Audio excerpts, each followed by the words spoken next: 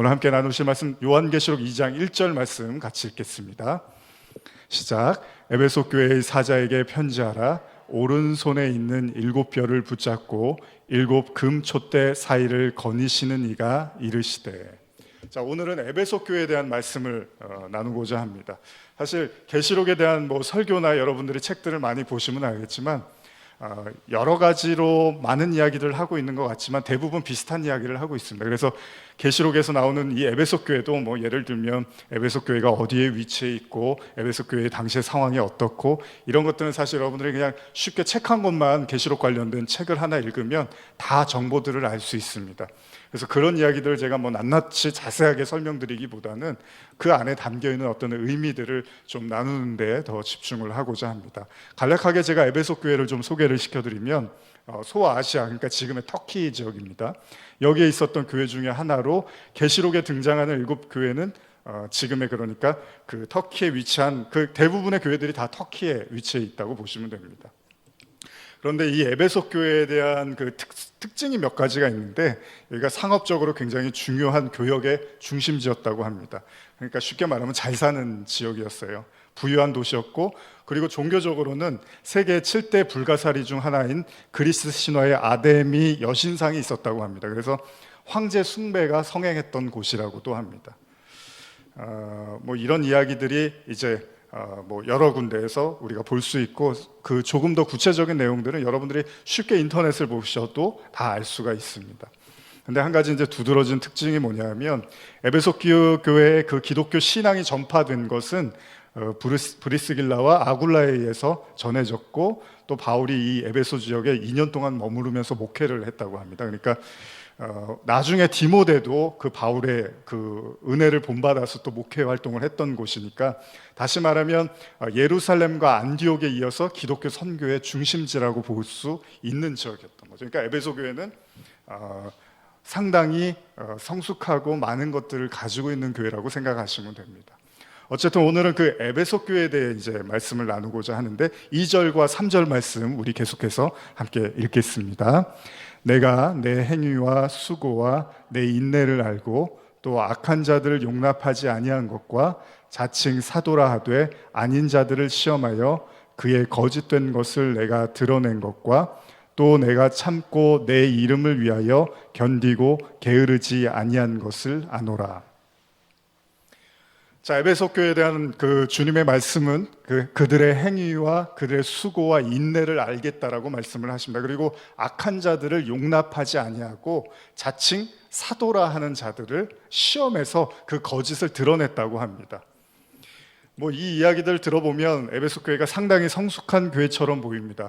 그리고 3절에는 참고 내 이름을 위하여 견디고 게으르지 아니한 것을 아노라. 사실은 좀 이 내용들을 이렇게 보면 이렇게 정확한 내용보다는 그냥 이렇게 잘 참았고 수고했고 또 악한 자들 용납하지 않았고 뭔가 이렇게 뭉뚱그린 듯한 내용이 있습니다. 그런데 여러분들이 그래서 이 말씀을 읽으면서 그냥 좋은 점도 있는데 나쁜 점이 하나 있는데 그게 뭐냐면 첫사랑을 회복하라는 것이구나, 이렇게만 이해할 수 있는데 조금 더 우리가 깊이 들여다볼 필요가 있습니다. 그 중에 한 가지가 뭐냐면 악한 자들을 용납하지 않았는데요. 에베소 교회가 어떻게 용납하지 않았냐면 자칭 사도라 하되 아닌 자들을 시험했다고 합니다. 그러면서 그 교회가 그 거짓된 것을 드러냈다고 하죠. 여기서 에베소 교회를 칭찬함에 있어서 가장 우리가 좀 두드러지게 살펴보는 건 이 에베소 교회는 잘못된 것을, 거짓된 것을 드러냈다는 거예요. 여기서 악한 자들이라는 것은 실질적으로 누군지는 모릅니다. 그게 어떤 사람인지는 우리는 잘 모르지만은 중요한 사실은 그들이 스스로 사도라고 이야기를 했다는 거예요. 그래서 자칭 사도라고 하면서 복음을 이야기하고 뭔가 하나님의 일을 했던 것 같아요. 그래서 에베소 교회는 그 사도라고 하는 사람들을 시험해서 그 사람들이 사도가 아니라는 걸 드러냈다는 거죠. 그러니까 상당한 분별력을 가지고 있었다고 하는 거죠. 여러분들이 영적인 분별력, 영안 이런 이야기를 하잖아요. 영안이 트이는 게 뭐죠? 영적인 분별력을 가졌다는 게 뭐죠? 본질에서 벗어나는 것을 볼 수 있는 눈, 그러니까 본질을 이해해야지만 볼 수 있는 게 그 영적인 눈이겠죠. 그러니까 무슨 영적인 눈이 열리면 뭐가 보이고 뭐가 보이고 뭐 이런 얘기들을 많이 하는데, 뭐 그런 것도 하나의 일종의 하나의 부분일 수 있지만, 가장 중요한 건 본질과 본질이 아닌 것들을 구분해낼 수 있는 거겠죠. 그래서 이따가 나오지만 니골라당이라든지 이런 것들이 이제 등장을 하는 게 영지주의에 대한 이야기를 하는데, 제가 영지주의에 관련해서 이제 뭐 여러 가지 시간을 투자해서 보고 뭐 많이 묵상도 하고 생각을 해봤는데, 다 마찬가지 이야기입니다. 본질이 아닌 것과 본질의 것을 이렇게 구분해내는 거죠, 영적인 것은. 그러니까 결국은 영적이라는 건, 여러분 우리가 뭐 요한복음에서도 나누지만은 말씀이 영이라고 하잖아요. 영이 말씀이라고 하잖아요. 그러니까 결국은 말씀인 것과 말씀이 아닌 것을 구분해내는 능력을 갖고 있는 거예요. 그러니까 사도 바울에 의해서 2년 동안이나 가르침, 배움을 받았던 에베소 교회였기 때문에 탁월한 그런 은혜를 가지고 있었다는 거죠. 분별력을 가지고 있었다는 거죠. 그런데 거짓 사도가 누군지 정확히 지칭을 안 하고 있습니다, 계시록에서. 그런데 사도 바울에 의해서 언급된 거짓 사도라는 표현을 찾아보면 고린도후서에 하나 등장을 하는데요. 이건 제가 현대어 성경으로 읽어드릴게요. 자, 지금부터 한번 이제 잘 들어보시는 거예요. 거짓 사도가 도대체 뭐길래 에베소 교회가 계속해서 거짓 사도를 분별해냈는가? 여기에 대한 사도 바울의 언급이 고린도후서에 언급이 되어 있습니다. 고린도후서 11장 8절 이하를 제가 현대어 성경으로 읽어드리겠습니다. 나는 여러분과 함께 있는 동안 다른 교회들의 도움을 받아 비용을 충당하였습니다. 말하자면 나는 다른 교회의 것을 거저 빼앗아다가 대가도 받지 않고 여러분들에게 봉사를 한 것입니다. 이게 무슨 말입니까? 사도 바울이 고린도 교회를 위해서 일을 했는데, 그 일을 할 때 고린도 교회 돈을 안 받고 다른 교회에서 돈을 받아서 사역을 했다는 얘기를 하는 겁니다. 먹을 것이 없어서 배가 고플 때도 있었지만 여러분들에게 어느 것 하나 요구하지 않았습니다. 마게도냐에서 온 교인들이 가져온 선물로 모든 것을 충당하였습니다. 지금까지 여러분들에게 한 푼도 요구한 일이 없었던 것과 마찬가지로 앞으로도 그럴 작정입니다. 계속 후원은 받았어요. 바울이 여기저기서 후원은 받았지만 정작 고린도 교회에서는 후원을 하나도 받지 않았다는 얘기를 합니다. 그러면서 계속 읽어드릴게요. 이 점은 내 안에 그리스도의 진실을 걸고 아가야 지방에 살고 있는 모든 사람에게 약속합니다. 여러분들을 사랑하지 않기 때문에 내가 이러는 줄 아십니까? 아닙니다. 내가 여러분들을 사랑하고 있다는 것은 하나님께서도 알고 계십니다. 나는 앞으로도 계속 이렇게 해 나가겠습니다. 그래서 우리와 같은 방법으로 하나님의 일을 하고 있다고 떠벌리고 다니는 자들의 입을 막을 작정입니다. 이렇게 써 있습니다. 이게 무슨 말이냐면, 바울이 다른 교회에서 후원을 받지만 고린도 교회에서는 후원을 안 받겠다는 거야.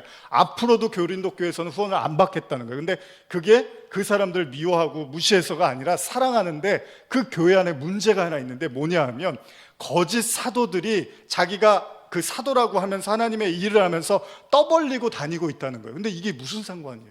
돈을 받는 거하고 안 받는 거고. 이게 굉장히 민감하고 예민한 부분입니다. 13절에 그걸 구체적으로 이야기해 주는데요. 하나님께서는 그들을 보내신 일이 없습니다. 그들은 여러분들을 속여서 자기들이 그리스도의 사도인 것처럼 행세하는 거짓 사도들입니다. 왜요?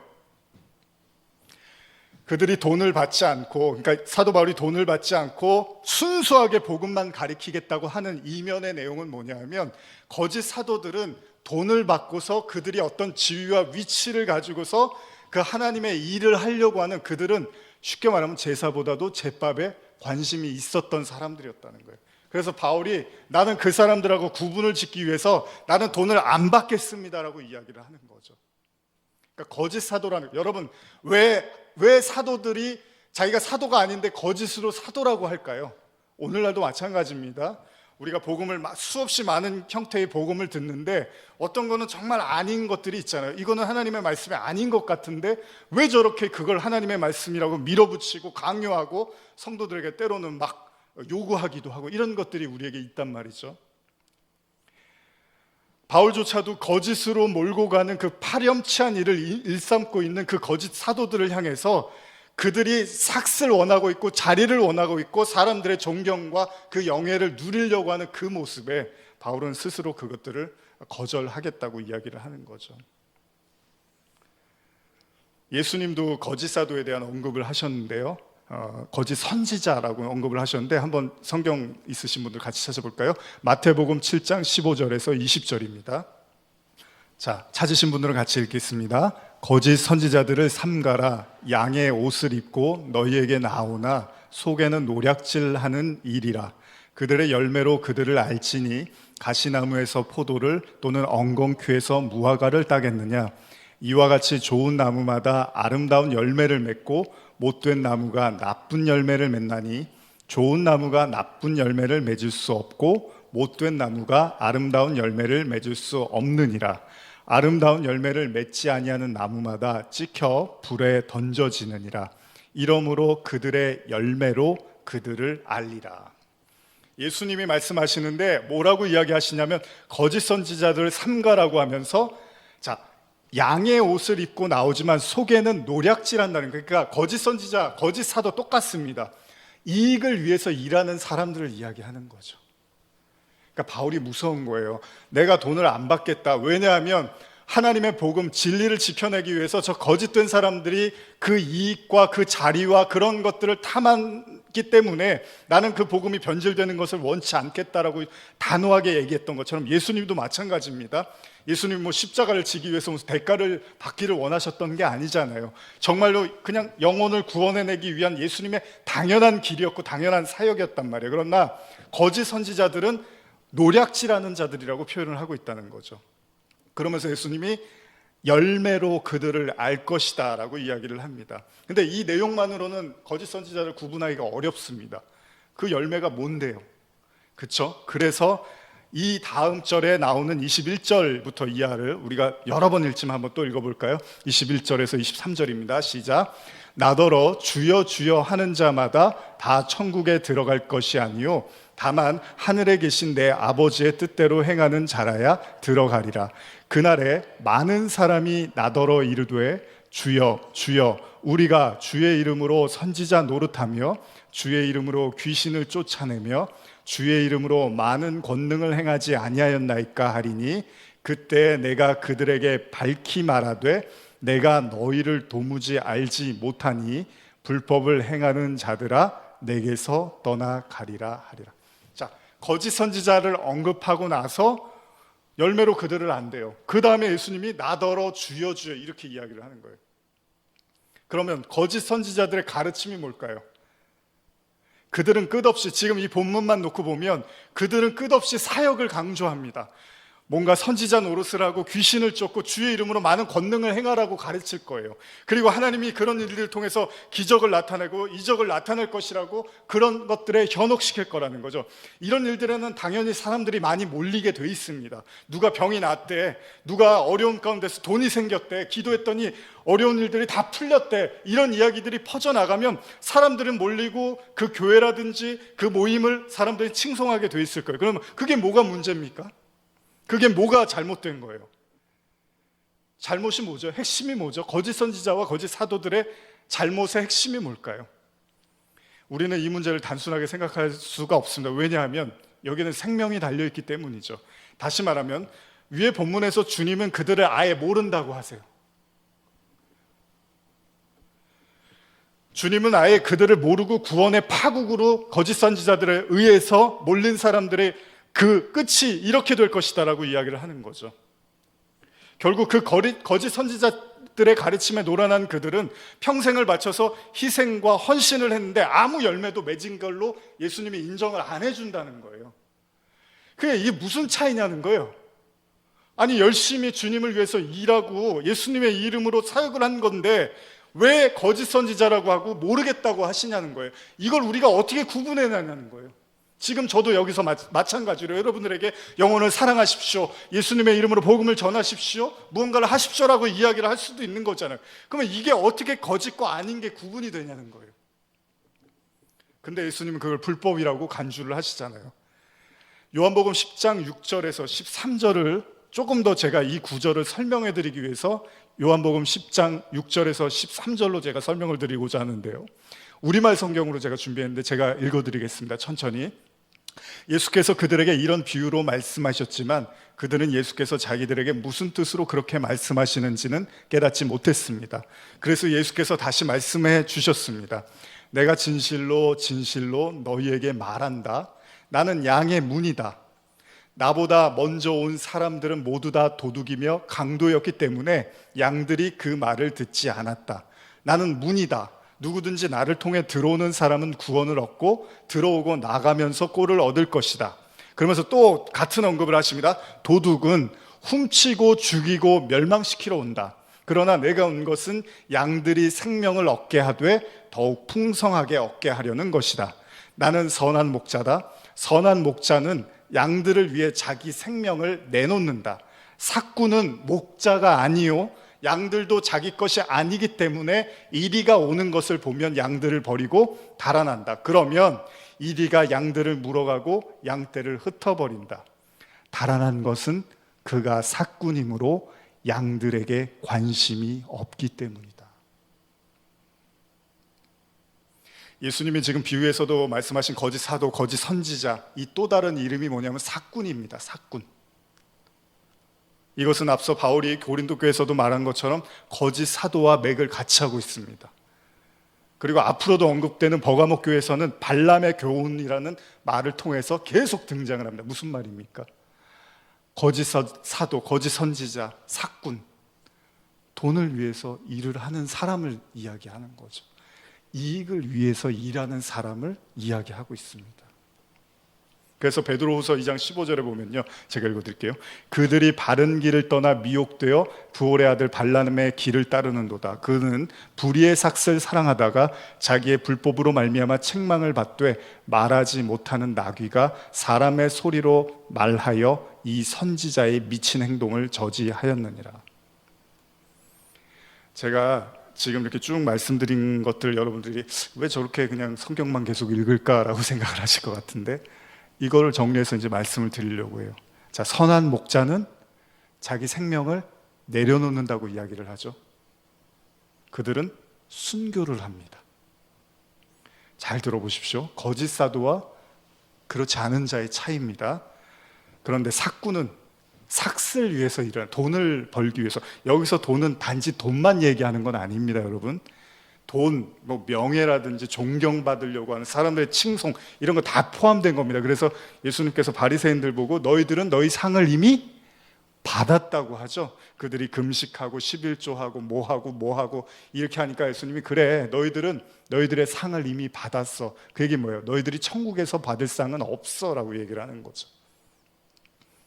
삭시라는 건 단지 돈을 이야기하는 게 아닙니다. 이 세상에서 우리가 받을 수 있는, 인간이 인간으로서 얻을 수 있는 많은 좋은 것들, 유익한 것들을 다 포함하고 있습니다. 대표적인 게 니고데모죠.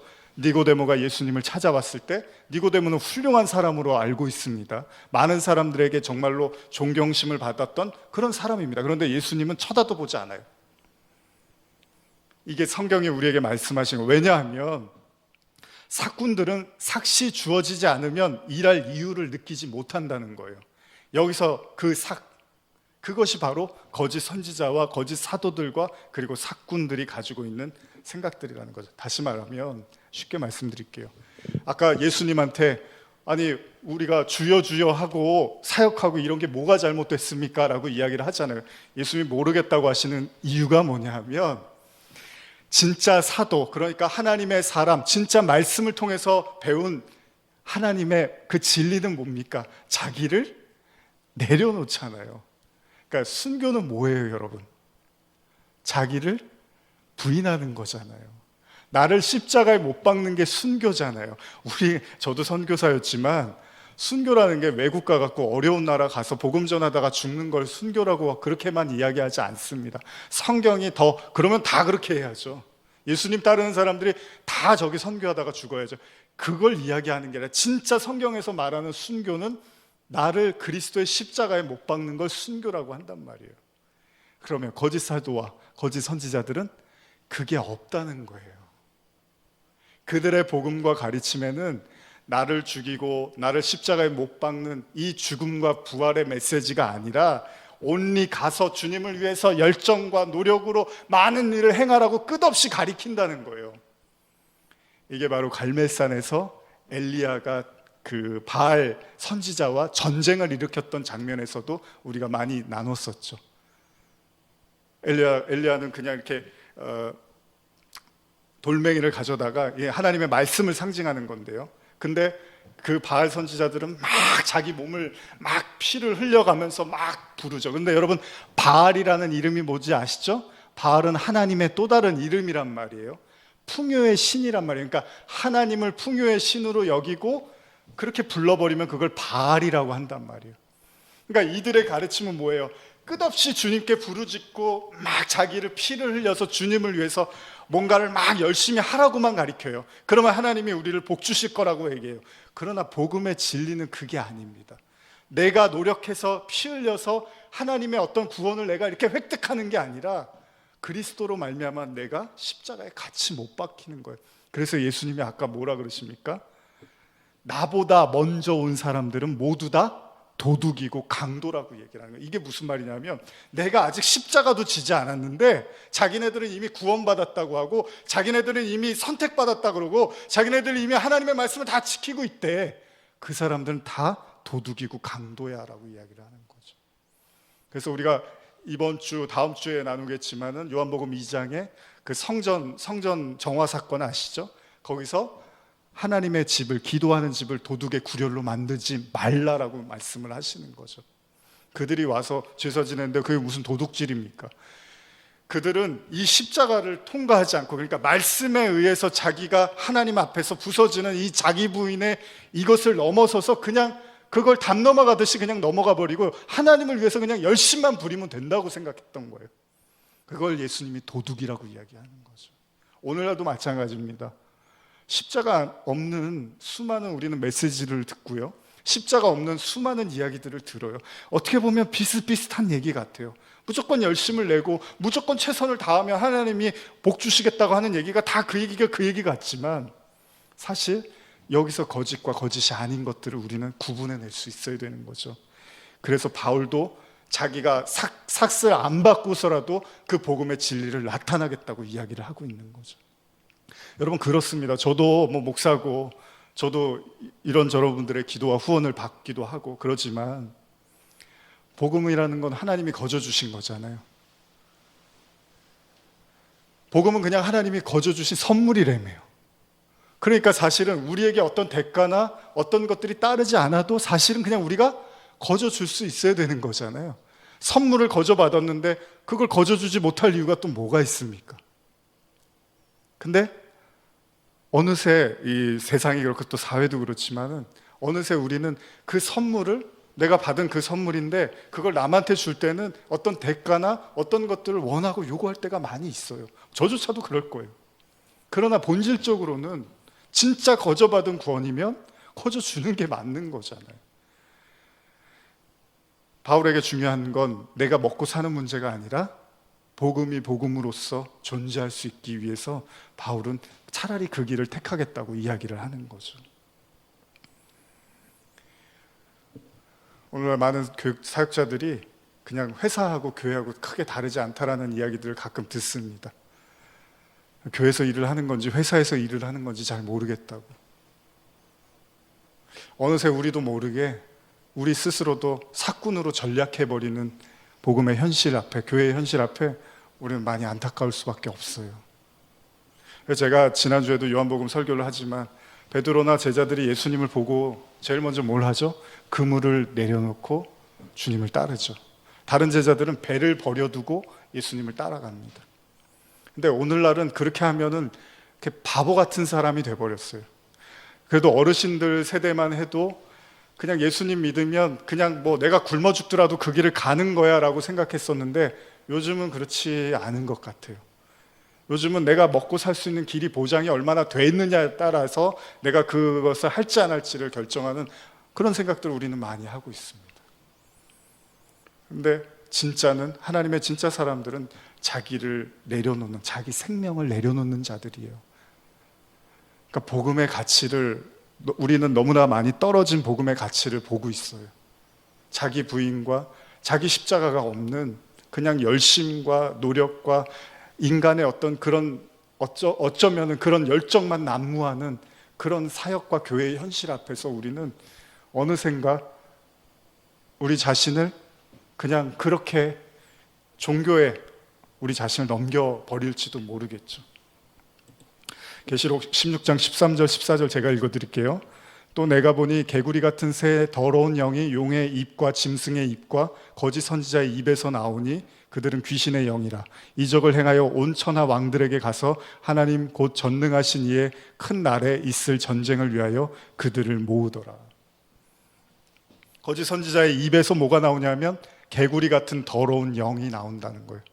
근데 여기서도 여러분들이 보시지만 이 거짓 선지자 하고 나서 밑에 보면 귀신의 영이라 그러면서 이적을 행하여 이렇게 나오죠. 그러니까 결국 거짓 선지자들이 원하는 건 뭡니까? 사람들의 존경과 사람들의 그 영예를 원하는 거예요. 근데 예수님은 좁은 길로 가라고 한단 말이에요. 아무도 찾지 않는 좁은 길로 가라고 하는데 거짓 선지자들은 사람들을 즐겁게 해주고 사람들을 기쁘게 해주고 사람들을 만족시켜줄, 왜? 그래야지 내가 그 사람들한테 칭송을 받으니까. 거기에 더 혈안이 돼 있다는 거죠. 애굽 사람들은 개구리를 긍정적으로 이해해서 풍요하나 다산의 여신이 헥트로 생각했다고 합니다. 결국 우상 숭배를 이야기하는데요. 똑같은 얘기입니다, 여러분.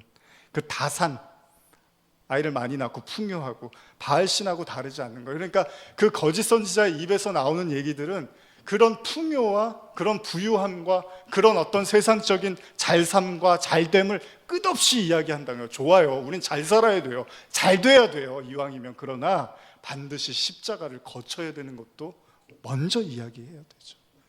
고난 없는 영광을 이야기한다면, 죽음 없는 부활을 말한다면 그건 아무 의미도 없는 거예요. 그렇게 좋은 얘기, 웃으면서 하는 얘기들은 아무런 우리에게 위로도 안 돼요. 결국은 여러분들 내면에는 그리스도의 십자가, 그 보혈의 흔적 외에는 우리를 구원해 줄 수 있는 게 어떤 것도 존재하지 않습니다. 계시록 2장 4절에서 5절 같이 읽겠습니다. 계시록 2장 4절에서 5절입니다. 시작. 그러나 너를 책망할 것이 있나니 너의 처음 사랑을 버렸느니라. 그러므로 어디서 떨어졌는지를 생각하고 회개하여 처음 행위를 가지라. 만일 그리하지 아니하고 회개하지 아니하면 내가 내게 가서 내 촛대를 그 자리에서 옮기리라. 여러분, 계시록의 메시지는 뭡니까? 계시록에서 계속 반복되는 메시지 하나가 뭐죠? 회개입니다. 회개. 7교회죠. 그런데 창세기도 7일로 시작하죠. 성경은 계속 7을 이야기하는데 이 이야기 이후에도 또 7인을 떼고, 그렇죠? 다 7으로 이야기를 해요. 다 이게 무슨 말입니까? 하나님의 말씀의 목적은 뭐라는 거예요? 우리를 회개케 하기 위한 말씀이라는 거예요. 저도 지난주도 그렇고 오늘도 말씀을 묵상하면서 그런 생각을 해봐요. 사람들이 제일 이렇게 직면하고 싶어 하지 않는 게 회개인 것 같아요. 회개하라는 말이 별로 사람들이 이렇게 마주치고 싶지 않은 얘기 같아요. 그러니까 죄인이라 그러면 죄인 맞지, 그래 내가 이렇게 참 못됐고 잘못했고 저 사람이나 나나 다를 것 없고 이렇게는 이야기를 하는데 그 진짜 죄인의 자리, 그 회개의 자리에는 쉽게 사람들이 가지 않으려고 하는 것 같아요. 사실 복음은 우리를 회개로 이끕니다. 그리고 그 회개가 된 자들을, 지난주에도 말씀 나눴지만 사람을 낚는 어부로서 하나님은 사용하시는 거죠. 그래서 베드로가 예수님을 3번 저주하고 부인하면서 드디어 회개라는 걸 합니다.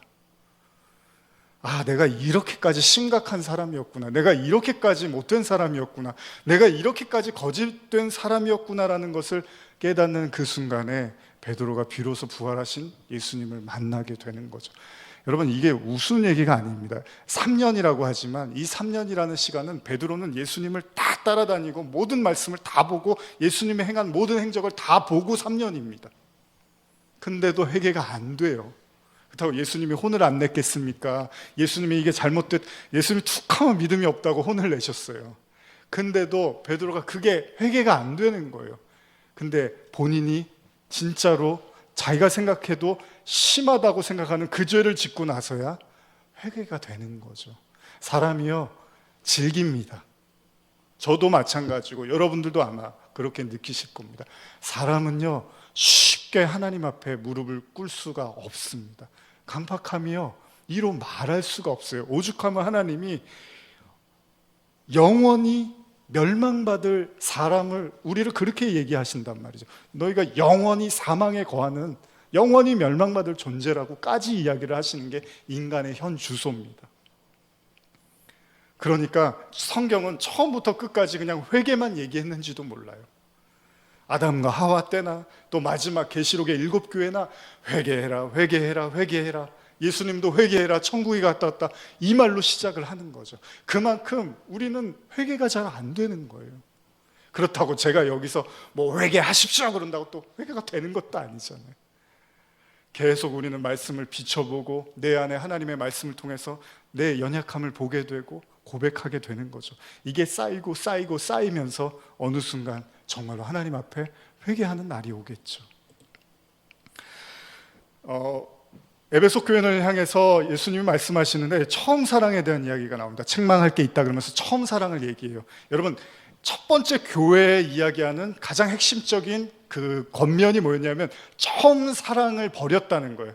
근데 여러분, 여기서 이제 제가 뭐 주석도 보고 여러 가지 있는데 그런 것들은 다 설명드릴 수는 없고 한 가지만 말씀드리면, 그냥 당시 에베소 교회의 문제를 보는 하나의 입장 중에 하나가, 에베소 교회가 아까 뭘 했다 그랬죠? 거짓 사도들을 분별해냈다 그러죠. 그러니까 이게 쉽게 말하면 머리가 너무 커진 거예요. 사도 바울을 통해서 말씀도 듣고 가르침도 배우다 보니까 머리가 너무 커져서 이걸 구분해내는 힘이 있는데, 문제는 뭐냐면 그러다 보니까 사랑이 식어버렸다라고 이제 주석에서 이야기하는 견해들이 있습니다.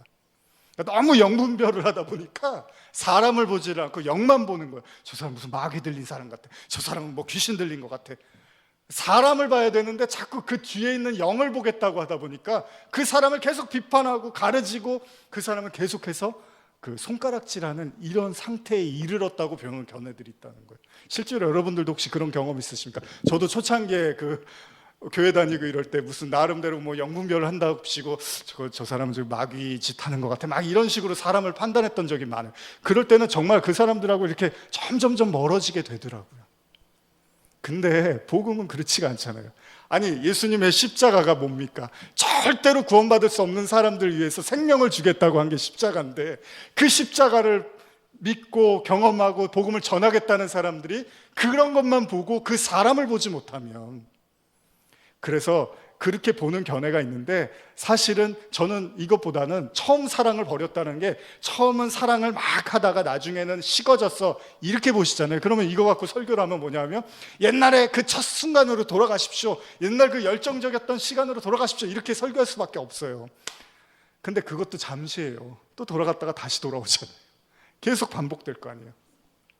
제가 봤을 때 여기에 그 처음 사랑을 버렸다라는 게 원어를 보면요, 여기서 처음은 첫째의 이런 의미가 있습니다. 그리고 최고의 의미가 있습니다. 이게 무슨 말일까요? 사랑이 결여된 교회. 처음 사랑을 버렸다는 의미보다 저는 최고의 사랑을 무시하고 다른 거에만 열중하고 있구나라고 이렇게 보는, 저는 그렇게 보고 있습니다. 왜요? 고린도전서 13장 1절에 내가 사람의 방언과 천사의 말을 알지라도 사랑이 없으면 소리나는 구리와 울리는 꽹과리가 되고, 내가 예언하는 능력이 있어 모든 비밀과 모든 지식을 알고 또 산을 옮길 만한 모든 믿음이 있을지라도 사랑이 없으면 아무것도 아니요, 내가 내게 있는 모든 것으로 구제하고 또 내 몸을 불사르게 내줄지라도 사랑이 없으면 아무것도 없다. 여기서 에베소 교회는 2절에 해당하죠. 내가 예언하는 능력이 있어요, 비밀을 알아요, 지식을 알아요, 영분별을 해요. 그런데 너희는 사랑이 없구나. 여러분, 이게 가능합니까? 제가 항상 이 부분 설교할 때 말씀드리지만, 내게 있는 모든 것으로 구제하고 내 몸을 불사르게 내주는데 사랑이 없을 수 있어요? 사랑이 있으면 이게 가능한 거잖아요. 사랑이 없는 사람이 어떻게 내 몸을 불사르고 내 모든 걸 구제를 합니까? 그럼 도대체 사랑이 뭐예요? 사랑이. 요한일서 3장 10절 제가 읽어드릴게요. 이러므로 하나님의 자녀들과 마귀의 자녀들이 드러나나니 무릇 의를 행하지 아니하는 자나 또는 그 형제를 사랑하지 아니하는 자는 하나님께 속하지 않았대요. 자, 형제를 사랑하지 않으면 하나님께 속하지 않았대요. 저는 이 구절 설교할 때 좀 마음이 시원한데, 우린 그렇잖아요. 형제 사랑에 대해서 별로 그렇게 중요하게 생각을 안 해요. 근데 요한일서에서 요한은 그렇게 얘기 안 해요. 형제를 사랑하지 않으면 하나님의 사람이 아니라고 얘기합니다. 14절에 우리는 형제를 사랑함으로 사망에서 옮겨 생명으로 들어간 줄을 알거니와 사랑하지 아니하는 자는 사망에 머물러 있다고 얘기를 해요. 4장 20절에 누구든지 하나님을 사랑하노라 하고, 저와 여러분들도 해당될 수 있어요. 잘 생각해 보세요. 하나님을 사랑하노라 하고 그 형제를 미워하면 이는 거짓말하는 자니 보는 바 그 형제를 사랑하지 않는 자는 보지 못하는 바 하나님을 사랑할 수 없느니라. 이게 복음이란 말이에요. 이게 말씀이란 말이에요. 근데 여기서 좀 더 구체적으로 설명해 주는 거예요. 요한일서 3장 10절 이하인데요. 이러므로 하나님의 자녀들과 마귀의 자녀들이 드러난대요. 이제 여기서 드러난대요. 에베소 교회의 문제는 뭐였어요? 사랑이 없다는 거예요. 다 있는데 사랑이 없다는 거예요. 그러면 그걸 마귀의 자녀잖아요. 그게 뭐 처음에 사랑이 있었는데 식었든 아니면은 영분별을 너무 하다 보니까 사랑이 식어갔던, 어쨌든 간에 사랑이 빠지면 그게 마귀의 자녀들처럼 행하는 거라고 성경이 이야기하고 있다는 거죠. 무릇 의를 행하지 아니하는 자나 또는 그 형제를 사랑하지 아니하는 자는 하나님께 속하지 아니하다. 그러니까 구원받았다는 건 뭐예요? 형제를 사랑한다는 거예요. 그 사람이 구원받은 사람이에요. 그러니까 구원을 설명하는 여러 가지, 뭐 자기 십자가, 자기 부인, 뭐 여러 가지가 있지만 또 다른 구원을 설명하는 한 가지 확실한 건 형제를 사랑하지 않으면 구원받지 않았다는 얘기를 하고 있는 거죠. 그래서 에베소 교회 제일 첫 번째 교회에 처음 사랑으로 예수님이 권면을 하고 계시는 거죠. 여러분, 사랑보다 더 중요한 게 없잖아요. 우리는 서로 사랑할지니 이는 너희가 처음부터 들은 소식이라.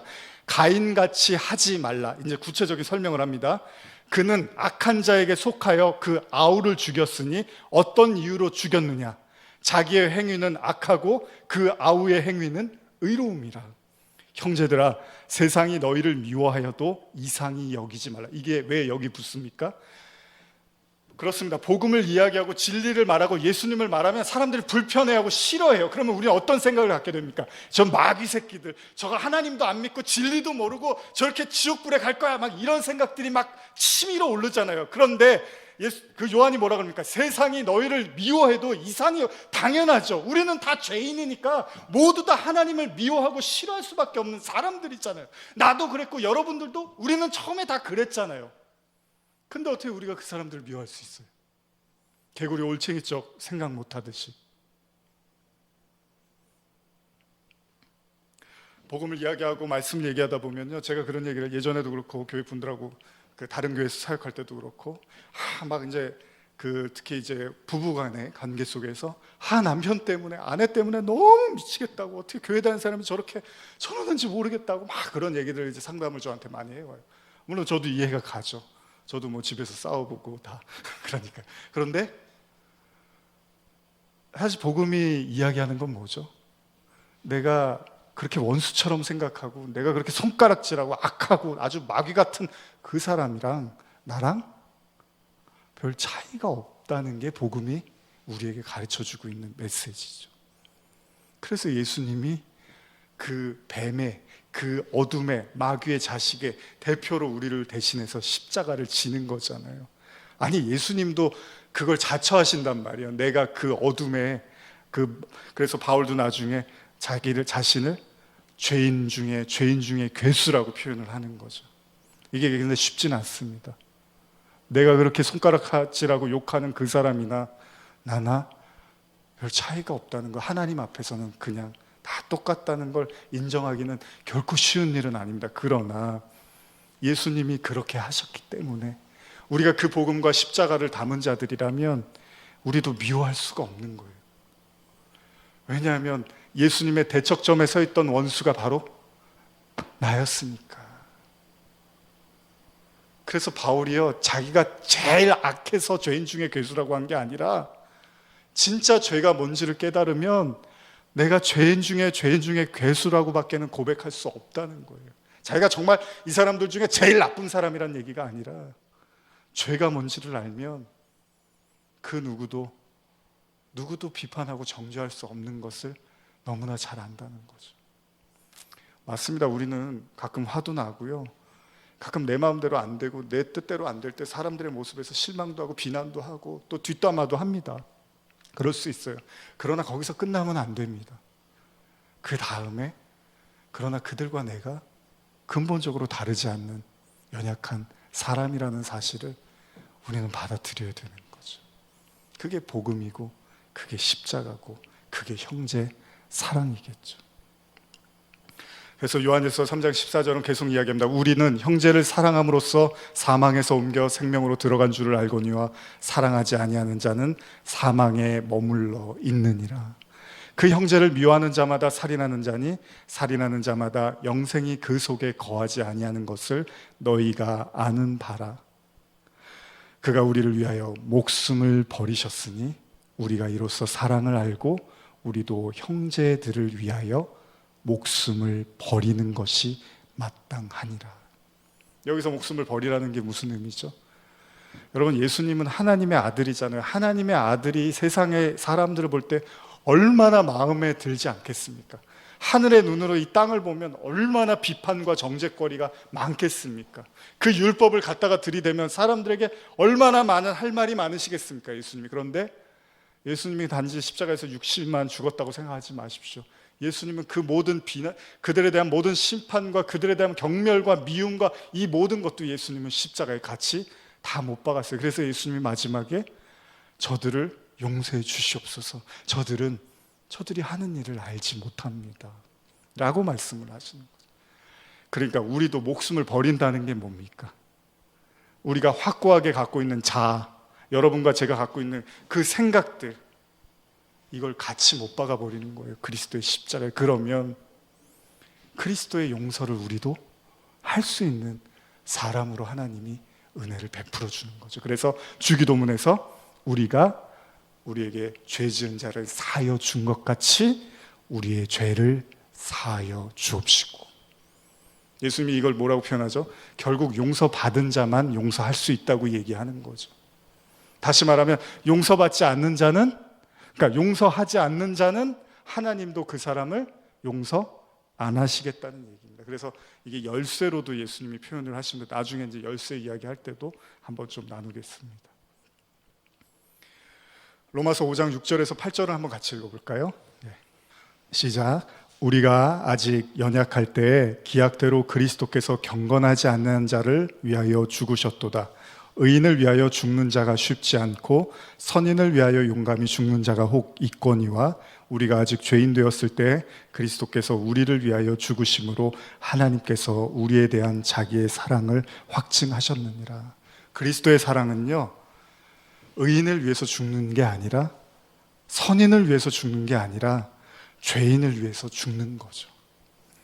그러니까 저와 여러분들도 형제 사랑함으로써 우리의 목숨을 버린다는 건 우리한테 잘해준 사람, 우리한테 너무나 그 뜻있는 사람, 뜻깊은 사람, 그 사람들을 위해서 하는 게 아니라 오히려 내 대척점에 서 있는 그들을 위해서 내가 십자가에 내 마음을 못 박아 버리는 거죠. 근데 인간이 이게 잘 되지를 않습니다. 그래서 에베소 교회에서도 처음 사랑에 대한 언급을 하시는 거죠.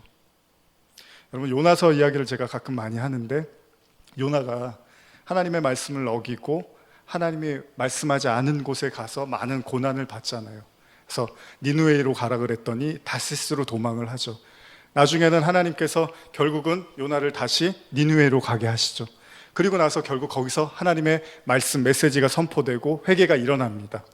근데 이때 요나서 마지막이죠. 제가 읽어드릴게요. 4장 1절인데 하나님이 용서하셨어요, 니느웨를. 그랬더니 요나가 뭐라 그럽니까?